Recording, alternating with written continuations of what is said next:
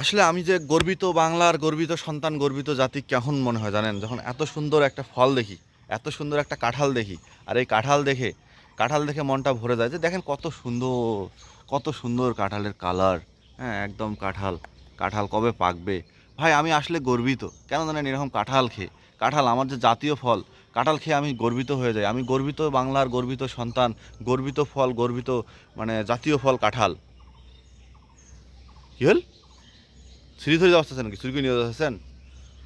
মানে আমি রংপুরের মানুষ তো একটু আঞ্চলিকভাবে একটু কথাটা বলি, হুম। সেটা হচ্ছে এই যে বিশেষ করে এই যে কাঁঠাল, মানে কাঁঠাল খেয়ে নাকি গর্বিত জাতি অমুক তমুক এটা সেটা নানা রকম বয়ান দিল।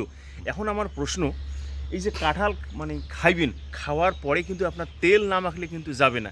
বিশেষ করে আমরা এই যে তেলবাজি, আমরা এই যে তেলের ব্যবহার, আমরা তেল যদি যতক্ষণ পর্যন্ত আমরা তেলের ব্যবহার না করি ততক্ষণ পর্যন্ত আমরা কি করতে পারি না, আটা ছাড়াইতে পারি না। আটা ছাড়াইতে পারি না। ঠিক তেমন সবচেয়ে আর একটা আমাদের একটা প্রবাদ আছে, সেটা হচ্ছে কি, যে গাছে কাঁঠাল গোফে তেল, মানে অর্থাৎ কাঁঠাল কিন্তু এই যে গাছে, আর গোফে কিন্তু তেল।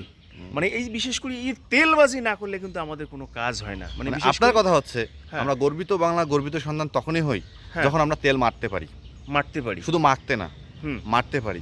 কারণ আসলে দর্শক, ওনার কথাটার সাথেও কিন্তু মই একমত। কেন জানেন? কিছু একটা করবে যান, নেতার পেছনে তেল মাখাইতে হবে, মাখাইতে হবে, মাখাইতে হবে, নাহলে আপনার পোস্ট হবে না, আপনি নেতা হইতে পারবেন না, আপনি রাজনীতিবিদ হইতে পারবেন না, সব কিছু তেল মারার উপরে আপনাকে থাকতে হবে।